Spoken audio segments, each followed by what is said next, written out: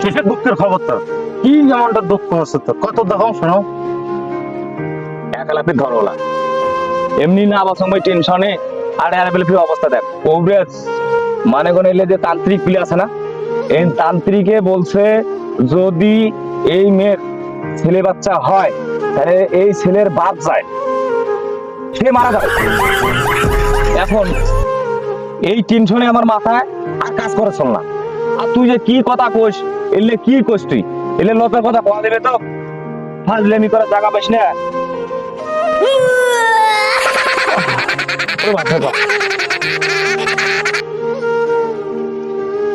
Hello,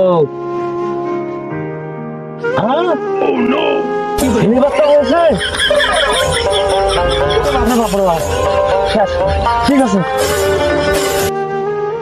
আর পড়ে গেল রে।